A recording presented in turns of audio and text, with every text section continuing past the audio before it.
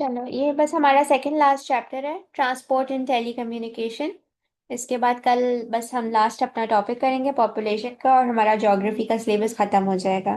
तो अब next week से हम अब एट लेंथ जो है वो ज्योग्राफी के पहले तो मैं पास्ट पेपर्स करवाऊंगी, क्योंकि वो लास्ट जो 6 चैप्टर्स हमने करे हैं उसके मैंने आपको पास्ट पेपर्स नहीं कराए।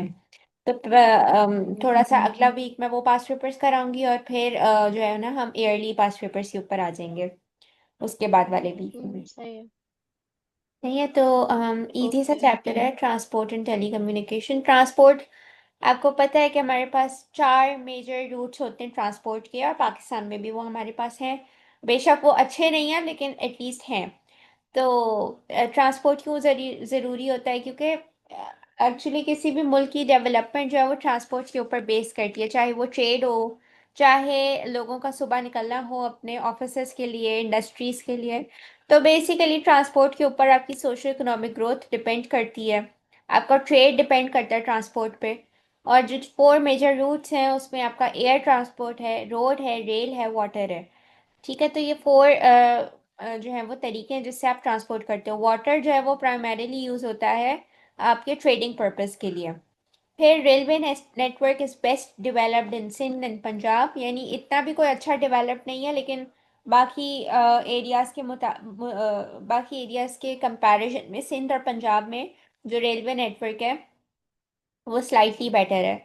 Northern areas are mountainous, hence railway tracks are non existent. तो रेलवे ट्रैक्स के लिए भी हमें फ्लैट लैंड चाहिए होता है, तो इसलिए नॉर्दर्न एरियाज में इतना कोई रेलवे सिस्टम है नहीं, क्योंकि वहाँ पे बहुत ज़्यादा टेरेन्स और माउंटेन्स हैं। फिर उसके बाद railways in Pakistan has deteriorated because of lack of investment, worn out rails, corruption, operational inefficiencies. तो रेलवे का सिस्टम जो है पाकिस्तान में वो वर्स्ट है। एयर स्लाइटली बेटर है, रोड्स पंजाब साइड में ज़्यादा अच्छी हैं, सिंध में तो बहुत ख़राब है। वाटर आपका जो है वो वाटर अरेबियन सी और गवादर पोर्ट से जो है वो वाटर की ट्रांसपोर्ट होती है। तो एनीवेज रेलवे के जो ट्रैक्स हैं वो हमारे बहुत पुराने हैं, और उनमें कोई इन्वेस्टमेंट भी नहीं होती, उनकी कोई मेंटेनेंस भी नहीं होती है। और अगर आपने कभी देखा हो तो रेल के जो सफ़र होते हैं वो बहुत अनकंफर्टेबल होते हैं, क्योंकि हमारी रेल्स बहुत गंदी हैं, बहुत पुरानी हैं, और एक तो टाइम पे भी नहीं चलती, लेट बहुत होती हैं। और बस बहुत बुरा हाल है रेलवे का। तो लेकिन है मतलब चीप मोड ऑफ ट्रांसपोर्ट है, बट बहुत ख़राब मोड ऑफ ट्रांसपोर्ट है। तो इसके क्या क्या रीजंस हैं कि रेलवेज बहुत पुरानी है, रेल ट्रैक्स बहुत पुराने हैं, उनकी कोई मेंटेनेंस नहीं है, उन पर कोई इन्वेस्टमेंट नहीं करता। रेलवे ट्रैक्स जो है वो बहुत ख़राब हैं, करप्शन इस डिपार्टमेंट में बहुत होती है। ऑपरेशनल इनएफिशिएंसीज का मतलब है कि इनका कोई स्केजुअल नहीं होता, बहुत लेट हो जाती हैं, बहुत जल्दी आ जाती हैं, तो इनका कुछ पता नहीं होता। ठीक है, क्लियर है? जी। फिर आ जाओ development of railways. Railways carry bulky heavy goods like heavy machinery. Pakistan is introducing new faster trains like Shalimar express, establishing repair workshops, replacing steam engines with diesel engines, and efforts are being made to construct railway track to Gwadar, and ticketing service is being computerized। तो मैं आपको वही अभी बता रही थी कि बहुत ज़्यादा जो है वो बुरा हाल है, लेकिन रेलवे का फ़ायदा ये होता है कि बहुत हैवी मशीनरी जो है वो ट्रांसपोर्ट हो जाती है वाया रेलवेज। लेकिन वंस अगेन पाकिस्तान की जो रेलवे ट्रैक्स हैं वो इस तरीके की है ना, इतनी ही ख़राब, इतनी ही वर्स्ट कंडीशंस में। और जो बहुत पुरानी वाली है वो बहुत स्लो चलती हैं। तो इसलिए अब पाकिस्तान में कुछ जो रीसेंट डेवलपमेंट्स हैं वो ये हैं कि पाकिस्तान ने कुछ फास्ट ट्रेन्स निकाली हैं जिसमें शालीमार एक्सप्रेस है। ऑल्सो एक चीज़ यहाँ पे नहीं मेंशन, लेकिन मैं आपको वो क्योंकि न्यूज़ में बहुत ज़्यादा देखती हूँ तो उससे बताती हूँ कि रेलवेज जो है हमारी हाईजैक बहुत होती हैं।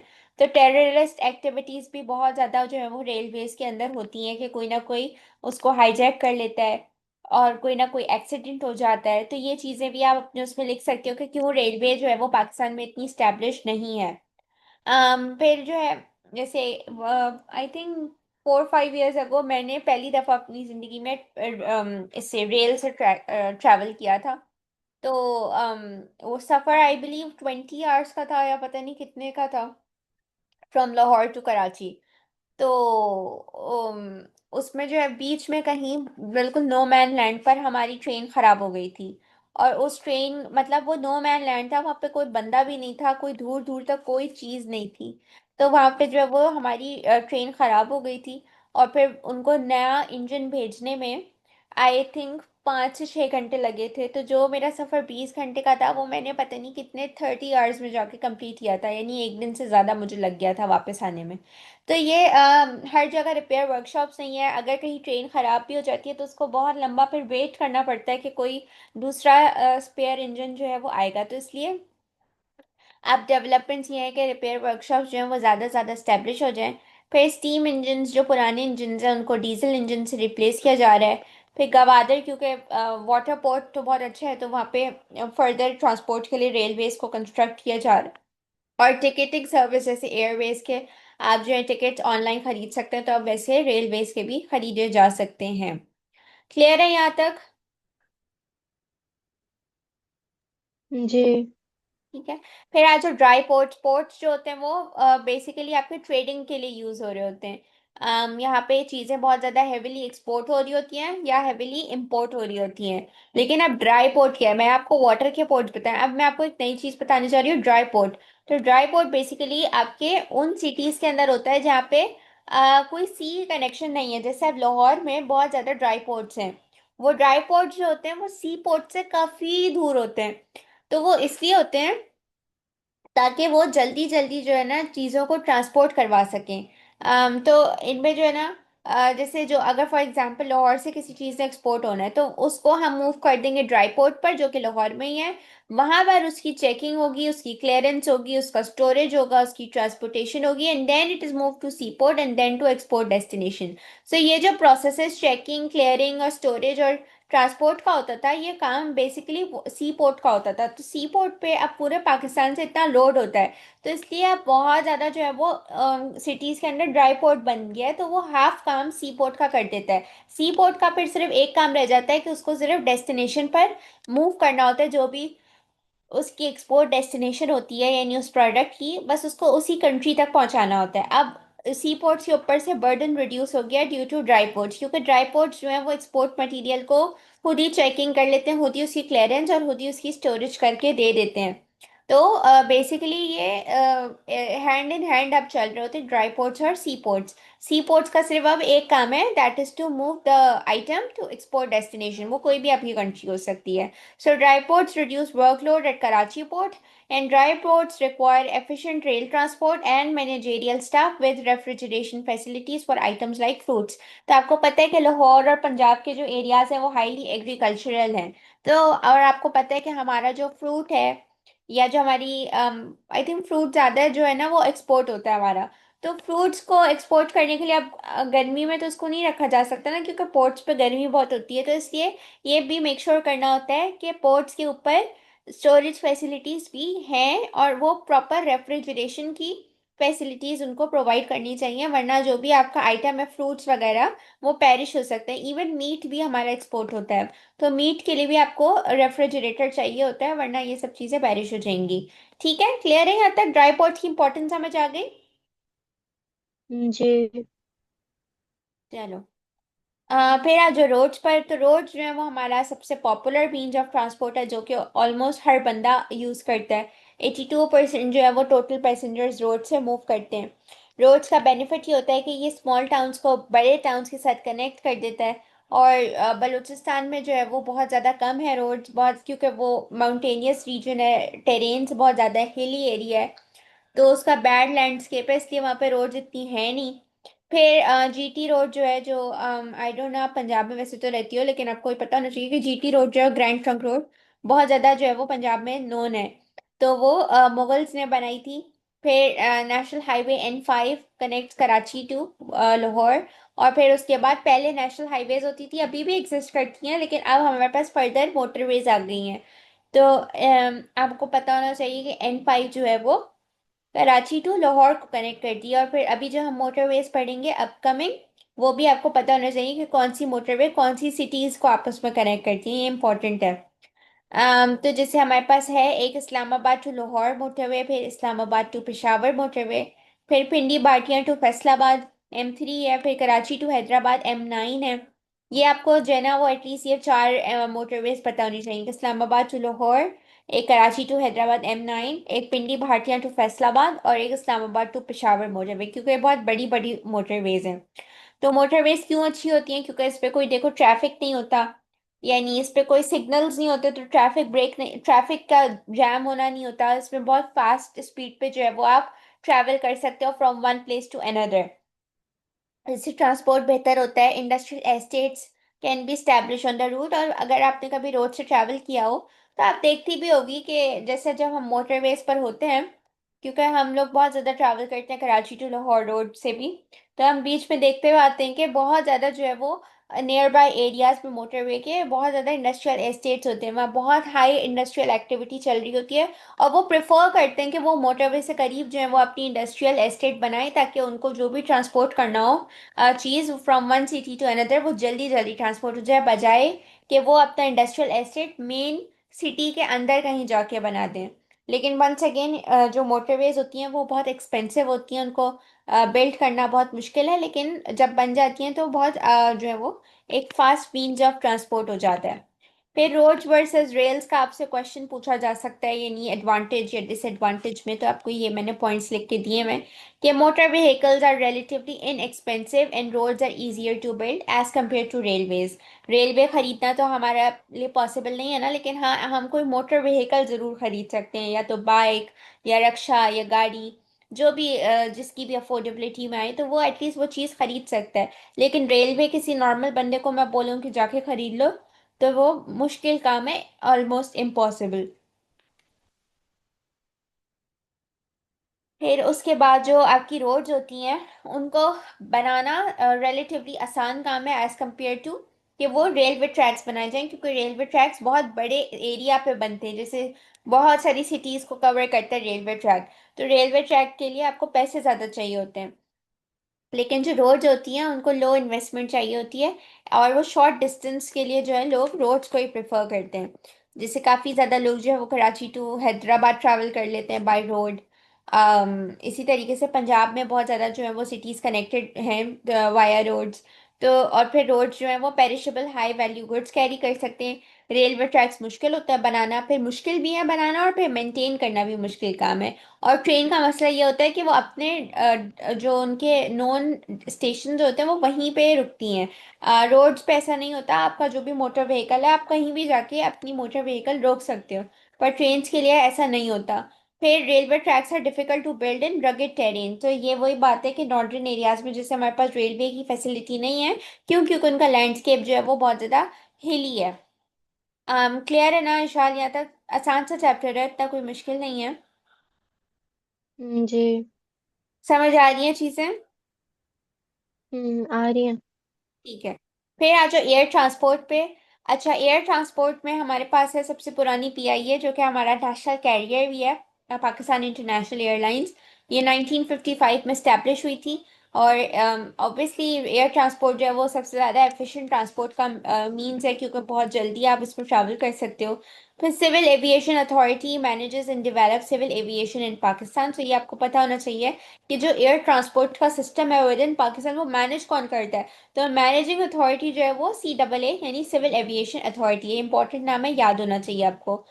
Currently Pakistan has private airlines. अच्छा, मैंने ये एयरलाइंस आपकी रीसेंट एयरलाइंस डाली हैं जो कि एग्जिस्ट करती हैं अभी के टाइम्स में। आपकी बुक में जो एयरलाइंस लिखी हुई हैं वो पुरानी एयरलाइंस लिखी हुई हैं जो कि अब नहीं एग्जिस्ट करती। मैं आपको उनका नाम बता देती हूँ, आप चाहो तो अपने रेफरेंस पेपर में ये लिख सकती हो कि ये पहले हमारे पास प्राइवेट एयरलाइंस ये वाली होती थी, लेकिन अब ये बंद हो गई हैं, और अब करंटली हमारे पास कौन सी है, तो आपको ये थोड़ा एडेड एडवांटेज मिल जाएगा। अभी जो हमारे पास करंटली है उसमें फ्लाई जिना है, एयर ब्लू है, सरीन है, एयर सियाल और पीआईए है।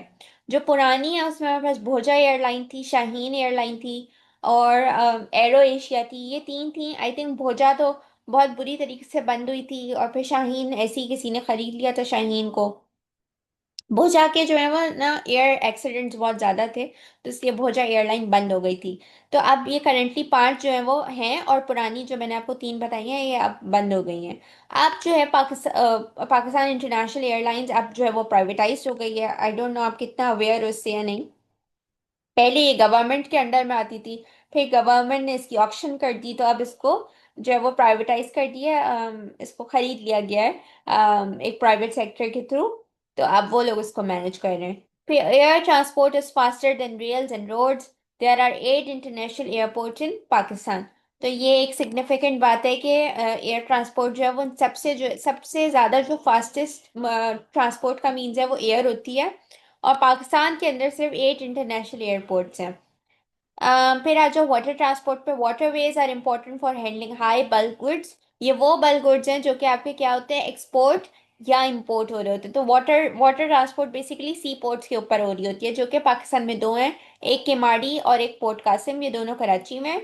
फिर उसके बाद Gwadar port is located on Makran coast in Balochistan which can lead to development of rail network, upgradation of Gwadar international airport and open employment opportunity. So once again ये पुरानी बात है क्योंकि आपकी बुक पुरानी है। अब जो है गवादर बहुत ज़्यादा एक्टिवली एक पोर्ट का काम निभा रहा है, क्योंकि सी पैक भी हो चुका है। तो चाइना का बहुत ज़्यादा जो इकोनॉमिक रूट है वो गवादर का बन चुका है, और वह गवादर इंटरनेशनल एयरपोर्ट जो है वो खुल गया है। तो ये सब चीज़ें जो है ऑलरेडी हो गई हैं, लेकिन आपकी बुक क्योंकि पुरानी है और वो उसका उसमें कोई अपग्रेडेशंस नहीं हुई हैं, तो इसलिए हम पुराना ही पढ़ रहे हैं। लेकिन मैं आपको साइड बाय साइड नई बातें बताती जाऊंगी। अच्छा, आप बेनिफिट्स पर आ जाओ। तो बेनिफिट्स ये हैं कि rural and urban towns come in contact with each other with development of transport system. So transport system ज़रूरी है, बिकॉज ऑब्वियसली अगर आपके पास ट्रांसपोर्ट नहीं होगा तो आप कैसे जो है वो वन शहर से दूसरे शहर जाओगे, या अपने ही वर्क प्लेसेस पे कैसे हम पहुंचेंगे, या फिर हम किसी और कंट्री कैसे जाएंगे, या फिर हमारा एक्सपोर्ट इंपोर्ट कैसे होगा। तो इसलिए ट्रांसपोर्ट सिस्टम ज़रूरी होता है, चाहे अर्बन एरियाज हो चाहे रूरल एरियाज हो। फिर transport system helps in mobilising the workforce, because अगर रोड्स ही नहीं होंगी तो लोग आएंगे कैसे। तो ऑब्वियसली रोड है तभी तो वर्कफोर्स जो है वो आपकी जो है वो ट्रैवल कर सकती है। फिर well developed transport opens up investment opportunities in less developed areas. तो ये एक है, जैसे कि इसकी एक्टिव एग्जांपल ये है कि अब गवादर इंटरनेशनल एयरपोर्ट बन गया है, तो वहाँ पर सी पैक जो है वो काफ़ी ज़्यादा जो है वो स्टैब्लिश हो रहा है, काफ़ी प्रॉस्पर हुआ। तो चाइना ने जो है वो अपनी इन्वेस्टमेंट की पाकिस्तान में, गवादर में जो है वो इंफ्रास्ट्रक्चर अच्छा जब हुआ, तो सी पैक भी हो गया। राइट, तो ये सब चीज़ें जो है वो इन्वेस्टमेंट अपॉर्चुनिटीज़ की तरफ लेके जाती हैं। फिर आज जो टेली कम्युनिकेशंस पे, टेली कम्युनिकेशंस वो होती हैं कि हम किस तरीके से कनेक्टेड हैं through radios, television and telephones. तो ये हमारी टेली कम्युनिकेशन है, जो कि हमारा मीन्स ऑफ कम्युनिकेशन है। Provides long distance communication. Internet is a recent development in tele communication. Obviously अब रीसेंट तो नहीं है, 25 साल पुराना हो गया है, लेकिन हाँ अभी भी काफ़ी नया है। पीटीसीएल, अगर आपने इसका नाम सुना है, पीटीसीएल और PTR responsible for telecommunication development in Pakistan. ये दो आपको नाम पता होने चाहिए कि ये जो हैं वो कंपनीज हैं जो कि पाकिस्तान में टेली कम्युनिकेशन को इनेबल करती हैं। एंड टेली कम्युनिकेशन से एक ये भी चीज़ होती है कि क्योंकि इंटरनेट अब अवेलेबल है, तो आप कहीं से भी बैठकर अपनी जो है वो पढ़ाई कर सकते हो। डिस्टेंस लर्निंग का जो कॉन्सेप्ट है वो इंटरनेट की वजह से बहुत ज़्यादा सपोर्ट हुआ है। लेकिन इसकी अगेन प्रॉब्लम्स ये हैं कि IT services are efficient, hence less workers would be needed. तो इससे क्या होगा कि टेली कम्युनिकेशन जैसी जैसी स्ट्रांग होती जाएगी, वैसे वैसे जो एम्प्लॉयमेंट अपॉर्चुनिटीज़ हैं वो कम होती जाएंगी। फिर these services are dependent upon electricity and load shedding. और आपको पता है कि पाकिस्तान में इलेक्ट्रिसिटी और लोड शेडिंग का बहुत ज़्यादा मसला है, और ये जो इंटरनेट वगैरह ये सब डिपेंडेंट होते हैं आपकी इलेक्ट्रिसिटी के ऊपर। फिर easy access to some websites may harm local culture, यानी कि मतलब इस तरीके की जो चीज़ें होती हैं जो कि मतलब कुछ इलीगल भी होती हैं और कुछ एथिकली रॉन्ग होती हैं। तो दोनों इस चीज़ में आ जाती हैं कि जो इलीगल भी हैं वो भी लोग एक्सेस कर लेते हैं, जो एथिकली रॉन्ग है वो भी एक्सेस कर लेते हैं। फिर sensitive data is vulnerable through cyber attacks. Cyber attacks के भी रिसेंट एग्जाम्पल सबसे टॉप नॉच ये है कि अभी 2-3 दिन पहले जब अफगानिस्तान और ईरान की सॉरी अफगानिस्तान और पाकिस्तान की जब अब वो वॉर चल रही है, तो और ईरान की भी वॉर चल रही है with all the Muslim countries, तो पाकिस्तान के जो टेलीविजन थे, एयर वाई न्यूज़ और जियो टीवी नहीं, जियो न्यूज़, हाँ, ये दोनों जो है वो साइबर अटैक इनके ऊपर हुए थे। और बहुत देर तक इनके ऊपर जो है वो इसराइल के मैसेजेस चलते रहे। तो ये जो है वो साइबर अटैक्स हैं कि जैसे जैसे टेलीकम्युनिकेशन एडवांस होगी वैसे वैसे साइबर अटैक्स भी बढ़ते चले जाएंगे। तो इसकी रीसेंट, या तब आप साइबर अटैक की, अब आप तो आपके पास एग्जाम्पल भी है तो आप लिखना अपने आंसर स्क्रिप्ट में कि जो जैसे इसराइल जो है वो साइबर अटैक्स कर लेता है पाकिस्तान के ऊपर ड्यूरिंग वॉर्स। और अभी मतलब फिर पाकिस्तान ने भी इसका रिस्पॉन्स दिया था कि वो उसने इंडिया के टेलीविजन को जो है वो साइबर अटैक किया था और वहां पे फिर पाकिस्तान के मैसेजेस चला दिए थे। तो ये सब चीजें जो है वो टेलीकम्युनिकेशन के डिसएडवांटेजेस या हार्मफुल उसमें आ सकते हैं। ठीक है, इशान इसमें कोई सवाल है? Not really but cyber attacks होते क्या एग्जैक्टली?